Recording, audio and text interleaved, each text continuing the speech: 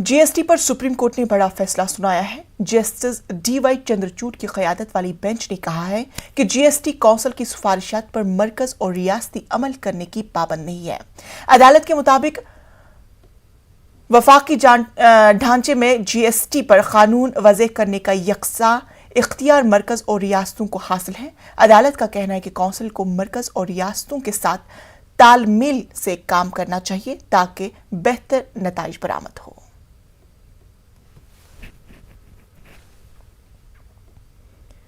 ज्ञानवापी मस्जिद मामले में सुप्रीम कोर्ट ने समाअत कल तक के लिए मुलतवी कर दी है। सुप्रीम कोर्ट में इस मामले में कल 3 बजे समाअत होगा। आज समाअत शुरू हुई तो हिंदू फरीक की पैरवी कर रहे वकील ने जवाब दाखिल करने के लिए अदालत से वक्त मांगा और समाअत मुलतवी करने की अपील की। अदालत उज़्मा ने इसके साथ साथ निचली अदालत की कार्रवाई पर भी जुमे तक रोक लगा दी है। उधर ज्ञानवापी मस्जिद और इसके अहाते में हुए सर्वे की रिपोर्ट सौंप दी गई है। Assistant court commissioner Ajay Pratap Singh ने मीडिया को बताया कि रिपोर्ट 10 से 15 सफ़ात पर मुश्तमिल है। यह रिपोर्ट 14 से 16 मई के बीच हुए सर्वे पर मुश्तमिल है।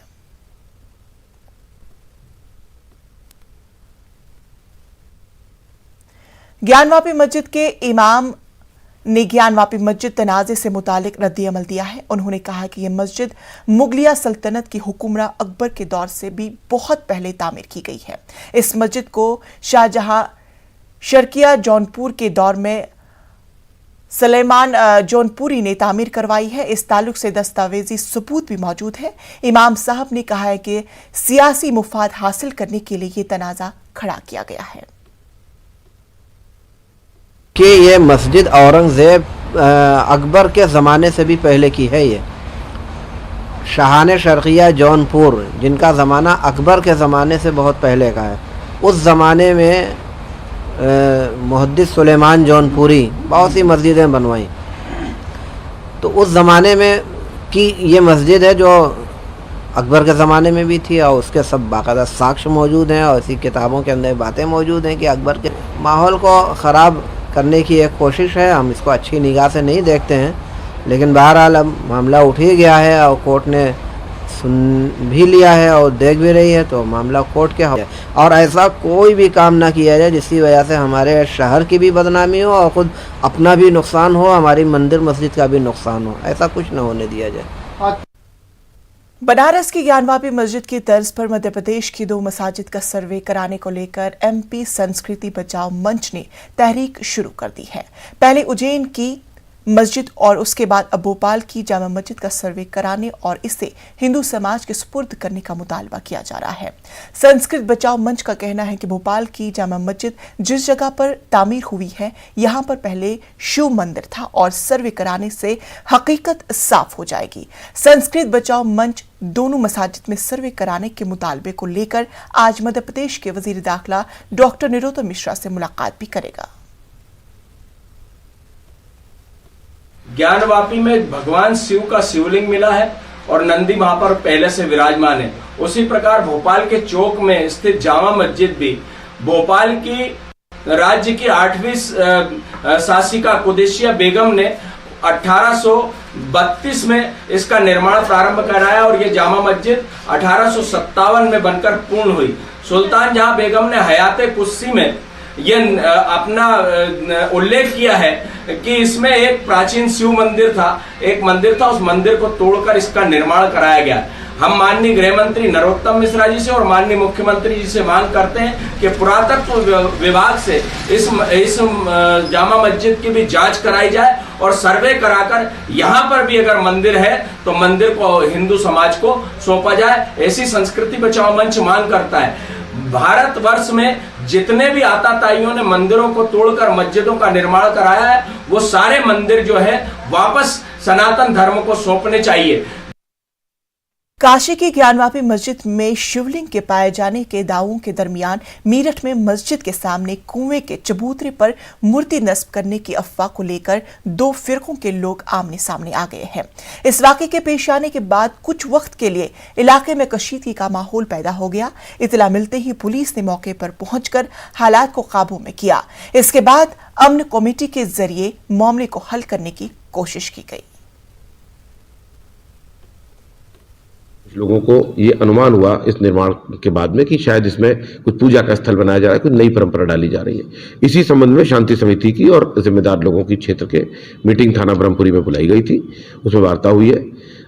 इसके बाद में कुछ लोगों ने इसको इस रूप से प्रचारित कर दिया कि यहाँ पर किसी प्रकार का तनाव या कोई झगड़ा। मैं आपको बता दूं वहाँ पर फोर्स लगा हुआ है और दोनों पक्षों से वार्ता करी गई है। प्रकरण सबके संज्ञान में, किसी भी प्रकार की कोई नई परंपरा नहीं पड़ने दी जाएगी, इसके लिए प्रशासन कटिबद्ध है और यही शांति समिति की मीटिंग में लोगों से बताया गया है। ऐसी कोई बात नहीं, मूर्ति की तो कोई भी बात नहीं है, ये तो पता नहीं कहाँ से बात उठ के आ गई। और बात यही है जो मैंने आपको बताया कि चूंकि उसका जीर्णोद्धार कह लें उसको, चूंकि रोड से नीचा हो गया था, कूड़ा भर सकता था, तो उसको लेवल में लाया गया है और दोनों पक्षों को बताया गया है कि यहाँ पर किसी भी प्रकार का कोई नई धार्मिक परंपरा नहीं पड़ने दी जाएगी। प्रशासन इसके लिए बिल्कुल कटिबद्ध है। टेरर फंडिंग मामले में Jammu Kashmir liberation front JKLF के चेयरमैन यासिन मलिक कसूरवार पाए गए हैं। दिल्ली की NIA कोर्ट ने यासिन मलिक को कसूरवार करार दिया है। 25 मई से सजा के तयन की बहस का आगाज होगा। वाज़ेह है कि जम्मू कश्मीर के अलहदगी पसंद लीडर यासिन मलिक ने इस केस में इकबाल जुर्म कर लिया था। अदालत ने यासिन मलिक को माली तखमीना के ताल्लुक से हल्फनामा दाखिल करने की हिदायत दी है। अदालत ने NIA को भी यासिन मलिक की माशी हालत मालूम करने की हिदायत दी है। काबिल जिक्र है कि मरकजी हुकूमत ने पहले ही JKLF पर पाबंदी आयद की है।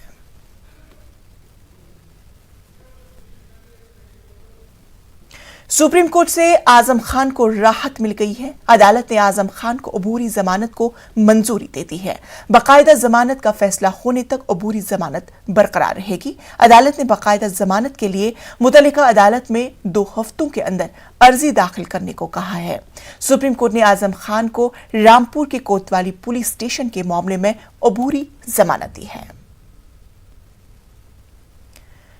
वहीं आजम खान के बेटे अब्दुल्ला आजम ने ट्वीट किया है और कहा है कि सुप्रीम कोर्ट जिंदाबाद। आजम खान को अबूरी जमानत मिलने पर यह ट्वीट किया है। 2 साल से जायद सीतापुर जेल में आजम खान है।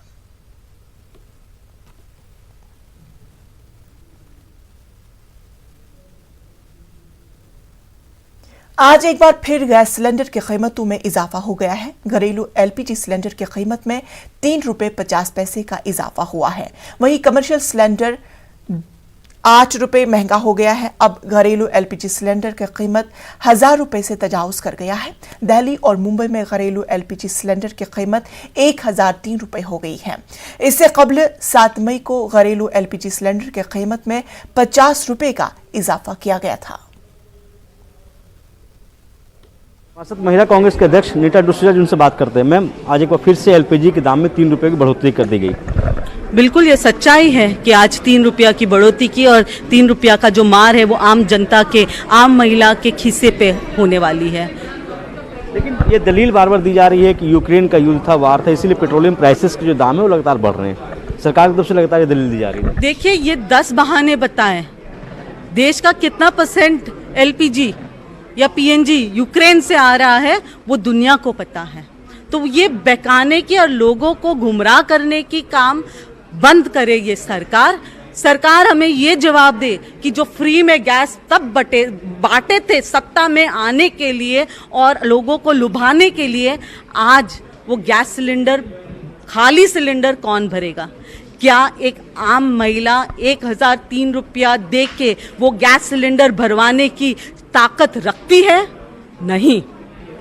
एक आखिरी सवाल है मैम, अगर महंगाई की ही बात करें तो सब्जियों के दाम बढ़ चुके हैं, LPG सिलेंडर के दाम बढ़ चुके हैं। महिला कांग्रेस की बात करें तो क्या इस मसले को लेकर आप लोग पूरे देश में आंदोलन करने वाले हैं, धरना प्रदर्शन कोई कार्यक्रम करेंगे? देखो, महिला कांग्रेस ने स्मृति ईरानी को घेर के उनसे सवाल पूछा। उनको पूछा गया ये दामों पे, गैस के दाम कम कब हुए। उसे उनके जो बीते दिन जब वो सत्ता में नहीं थी, 8 साल पहले वाले दिन भी याद दिलाया जब वो गैस सिलेंडर उठा के चिल्लाती थी बहुत हो गया है महंगाई की मार। अब उनको ये महंगाई की मार नहीं दिखाई दे रही है जब वो खुद एक कैबिनेट मिनिस्टर है और महिलाओं को सही मायने में महिलाओं की आवाज बन के वो अपने ही सरकार से वो सवाल कर सकती है। तो स्मृति ईरानी गूंगी बैरी क्यों बैठी है उस सत्ता में? अगर उसमें इतनी भी कॉन्शियस हो और याद करे उनके पुराने दिन जब उन्होंने लोगों को गुमराह करने का काम किया, तो उनको अपने इस सरकार से रेजिग्नेशन देनी चाहिए। न्यूज़ से बातचीत के लिए शुक्रिया।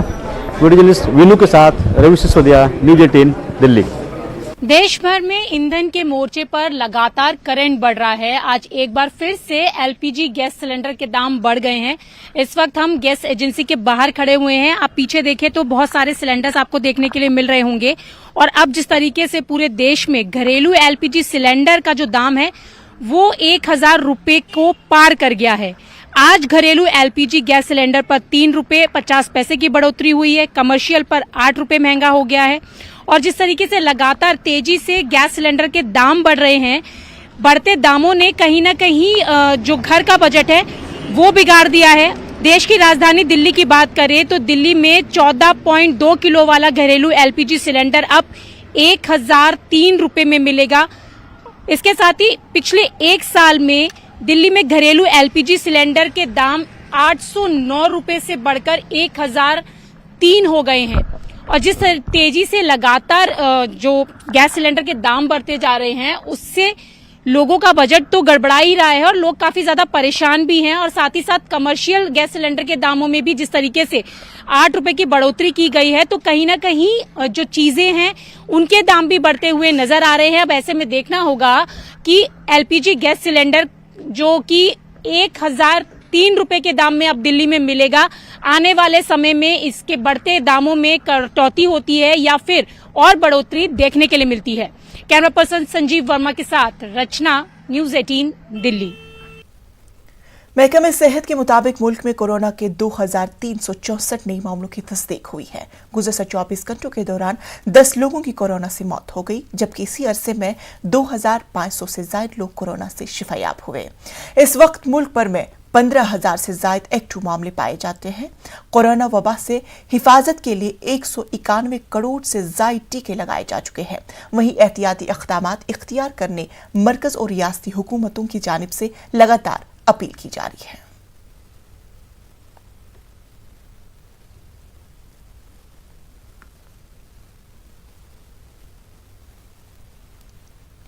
कांग्रेस से नाता तोड़ने वाले सुनील जाखड़ ने बीजेपी से रिश्ता जोड़ लिया है। बीजेपी सदर जेपी नड्डा की मौजूदगी में सुनील जाखड़ बीजेपी में शामिल हुए। जेपी नड्डा ने सुनील जाखड़ का खैर मकदम किया और कहा कि पंजाब में पार्टी को मजबूत व मुस्तहकम बनाने में सुनील जाखड़ बड़ा किरदार अदा कर सकते हैं। जाखड़ ने कहा है कि मैंने जाती मुफाद के लिए नहीं बल्कि मुद्दों के बिना पर पार्टी छोड़ा है।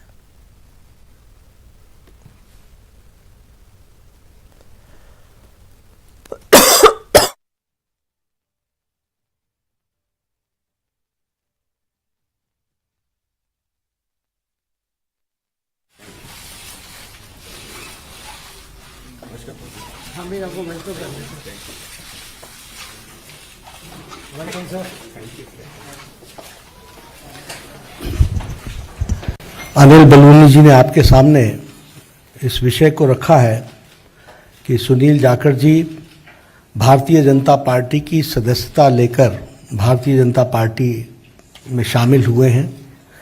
मैं अपनी ओर से और पार्टी के करोड़ों कार्यकर्ताओं की ओर से उनका भारतीय जनता पार्टी में स्वागत करता हूं, अभिनंदन करता हूं। ये हम सब के लिए खुशी का विषय है कि सुनील जाखड़ जी जो एक अनुभवी नेता और जिन्होंने लगभग 3.5 दशक राजनीति में एक अपना स्थान बनाया है, ऐसे व्यक्तित्व भारतीय जनता पार्टी में शामिल हुए हैं। आपने कई जिम्मेवारियां निभाई हैं। प्रदेश के कांग्रेस के एक समय अध्यक्ष भी रहे, एलओपी भी रहे, लोकसभा में भी रहे, विधानसभा में लंबे अरसे तक रहे और एक अपनी खास छवि पार्टी से अलग हट करके आपने स्थापित की और किसानों के नेता, युवाओं के दिलों में जगह, एक ईमानदार छवि के साथ आपने कई जिम्मेवारियों पर काम किया है। आज इस बीजेपी के मंच पे नड्डा साहब की हाजिरी में बीजेपी में शामिल होने का मौका आपने दिया, धन्यवाद नड्डा साहब। कोई आसान काम नहीं होता। 50 साल का संबंध मेरा कांग्रेस से है। हमारी 3 पीढ़ियां कांग्रेस पार्टी में सन 1972 से लेके आज 2022 तक हमने पार्टी को अपना परिवार समझ के अच्छे बुरे समय में साथ रहे हैं। और एक चीज जो मैं समझता हूं, जिसकी वजह से, जिस आत्मीयता से और जिस खुले दिल से बीजेपी के शीर्ष नेतृत्व ने और नड्डा साहब ने आज मिलने का मौका दिया, उसका सबसे बड़ा कारण था कि सुनील जाखड़ ने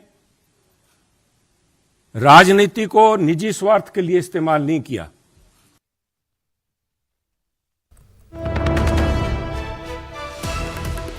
तो इस वक्त की बड़ी खबर, सिद्धू को 1 साल की जेल, सुप्रीम कोर्ट ने सुनाया फैसला। रोड रेंज केस में हुआ सजा, 1988 का है ये मामला। आपको ये खबर, सिद्धू को 1 साल की जेल की सजा सुनाई गई है सुप्रीम कोर्ट की जानिब से। दरअसल ये सजा रोड रेंज केस में सुनाई गई है।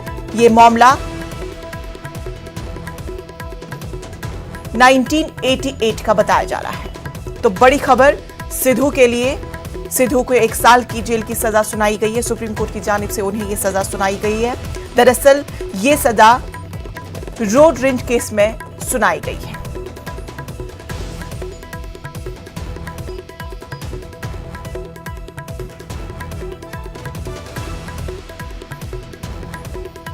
बड़ी खबर, सिद्धू को 1 साल की जेल की सजा सुनाई गई है सुप्रीम कोर्ट की जानिब से। ये सजा सुनाई गई है। दरअसल ये मामला 1988 का है।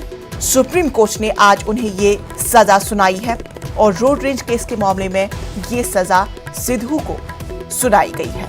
1 साल की जेल की सजा सिद्धू के लिए। तो बड़ी खबर सुप्रीम कोर्ट की जानिब से, सिद्धू के लिए 1 साल की जेल की सजा सुनाई गई है। रोड रेंज केस में हुआ ये मामला है और उसी के ताल्लुक से आज सुप्रीम कोर्ट ने अपना फैसला सुनाया। आगे बढ़ते हैं। आजमीन की रहनुमाई के लिए नांदेड़ में खिदमत हजाज कमेटी और खादिम हजाज ट्रस्ट की जानिब से हर साल मुतादिद तरबियती कैंप रखे जाते हैं। इस साल का पहला तरबियती कैंप शहर के फेमस फंक्शन हॉल में मुनाकिद किया गया। इस मौके पर फेडरेशन के सदर साजिद अनवर और सेक्रेटरी मोहम्मद फैसल ने आजमीन की सफर हज के उन्वान से बेहतरीन रहनुमाई की, जिसमें उन्होंने सफर हज पर रवानगी के दौरान किन किन बातों का खुसूसी तौर पर ध्यान रखना चाहिए, इस बारे में अपने तजुर्बात की रोशनी में मालूमात दी। आजमीन की जानिब से पूछे गए सवालात के लिए भी इत्मीनान बख्श जवाब दिए गए। इस मौके पर खिदमत हजाज कमेटी के जिम्मेदारान मौजूद थे। फेमस फंक्शन हॉल में ये प्रोग्राम लिया गया।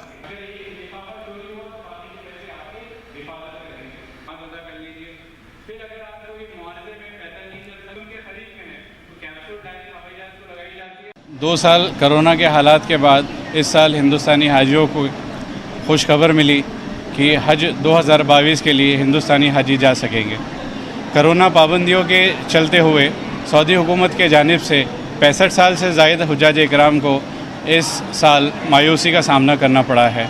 वो इस साल सफ़र हज पे नहीं जा रहे हैं। 65 साल से कम उम्र के हुज्जाज इकराम इंशाअल्लाह इस साल हज को जाएंगे। अंदाज़न 17 जून के बाद से महाराष्ट्र की परवाज़ें बम्बई एयरपोर्ट से जाने की उम्मीद है। आज नांदेड़ ज़िले का पहला तरबियती कैंप मुनक़िद किया गया था, जिसके अंदर तकरीबन 180 हुज्जाज इकराम ने शिरकत की। आज का मौजू सफ़र की तैयारी, एहराम और उम्रा है। अल्हम्दुलिल्लाह एहराम और उम्रे की तफसीलात फेडरेशन के सदर जनाब साजिद अनवर साहब ने दी और हाजियों को तमाम मुकम्मल अरकान के ताल्लुक़ से बताया और खुसूसी हिदायतें दी। वादी कश्मीर के सयाहती मकाम यानी गुलमर्ग को मजीद जाज़ब नज़र बनाने और सयाहों को गुलमर्ग की जानिब मजीद रागिब करने के लिए गुलमर्ग डेवलपमेंट अथॉरिटी की चीफ एग्जीक्यूटिव ऑफिसर गुलाम जिलानी जरगर ने महकमे फिशरीज के साथ एक अहम कदम उठाते यहां फिश फार्म का इफ्तिताह किया। इस फॉर्म को खोलने का मकसद ये है कि सयाह अपनी सैर तफरी को मजीद दिलचस्प बनाने के लिए यहाँ मछली पकड़ने में भी अपना वक्त जो है वो सर्व कर सके और दुनिया की मशहूर मछलियों का जायका ले सके। इस इकदाम पर सयाहों ने खुशी का इजहार किया। उधर गुलाम जिलानी जरगर ने गुलमर्ग केबल कार के MD के बतौर इजाफी चार्ज संभालने हुए गुलमर्ग गंडोला का भी जायजा लिया।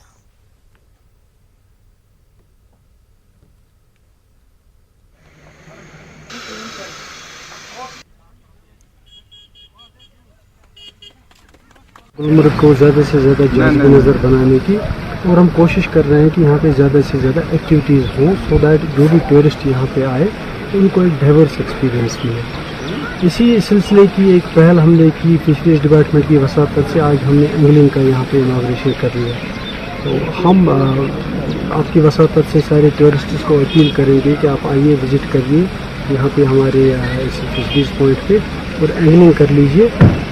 यहाँ पे अवेलेबल जो फ़िश है वो रेनबो ट्राउट है, वो सारी दुनिया में मशहूर है अपने टेस्ट के लिए, अपने टेक्सचर के लिए। तो हम गुजारिश करते हैं सबसे कि आप आइए, रिक्रिएशनल फिशरीज यहाँ पे कर लीजिए और उसके अलावा जो है अपने टेस्ट बड्स को भी एक नया जायका दे दीजिए। यहाँ पर गुलमर्ग में हमने स्टार्ट कर दी है बिकॉज ऑफ कोविड, ये सस्पेंड की थी 2-3 साल से। आज हमने ये नई फिशरीज स्टार्ट कर दी है। तो इसका मतलब जो रिक्रिएशनल फिशिंग होती है ये एक सपोर्ट फिशिंग होती है।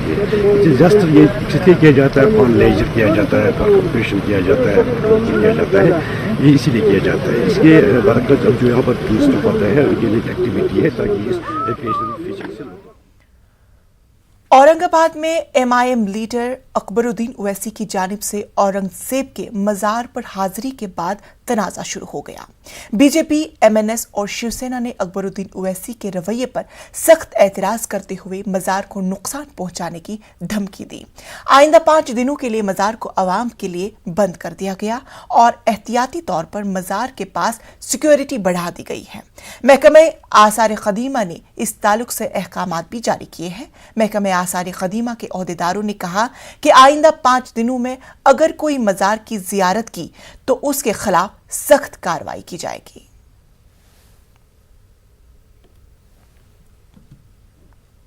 मेरा नाम है निसार अहमद खादिम औरंगजेब रहमतुल्लाह अलैह। ये मकबरा जो है 5 दिन के लिए आर्कियोलॉजी डिपार्टमेंट ने बंद की है और आर्कियोलॉजी डिपार्टमेंट के जो है तो कुछ सिक्योरिटी भी यहाँ पर तैनात है और पुलिस डिपार्टमेंट के लोग भी यहाँ पर हिफाजत के लिए है। अच्छा, इसमें आप कब से हैं यहाँ पर मौजूद? हमारी ये ख़ानदानी मेरी 5वीं पीढ़ी है। हमारे बुजुर्गों से यानी खिदमत चल रही है, 5वीं पीढ़ी मेरी है यहाँ पर खिदमत के लिए। शेयर बाजार में कोहराम है, सेंसेक्स में खलबली मची हुई है। ये 1300 पॉइंट से ज्यादा लुढ़क गया है और निफ्टी का भी बुरा हाल है। ये 16,000 पॉइंट से नीचे गिर गया है। रुपये के गिरने का अमल भी हनूज जारी।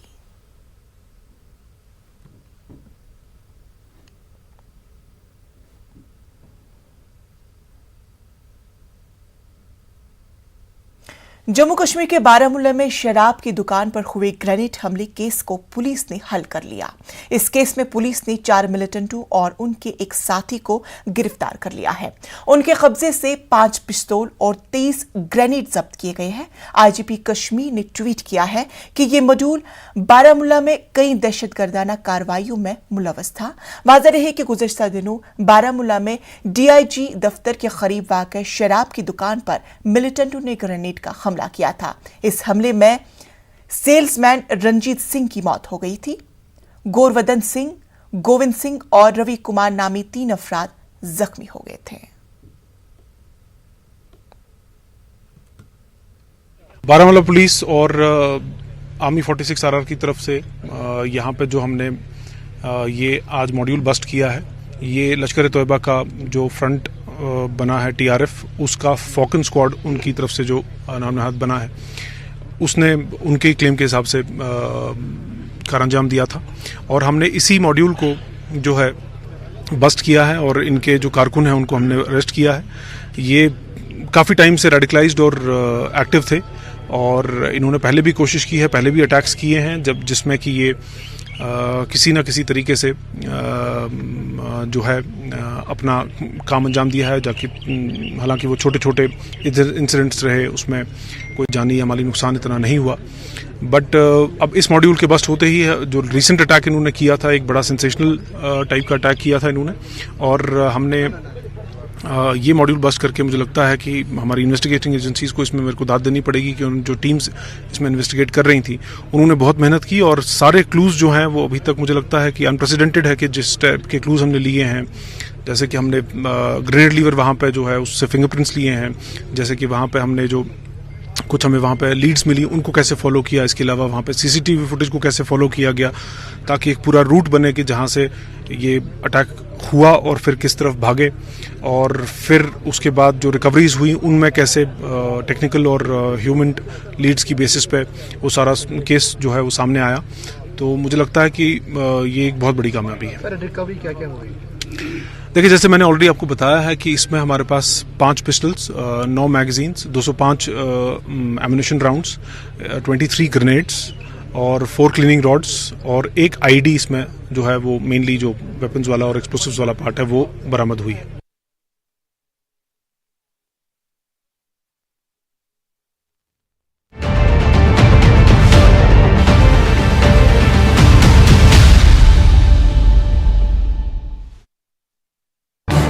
इस न्यूज हेडलाइंस के प्रायोजक पेट सफा आयुर्वेदिक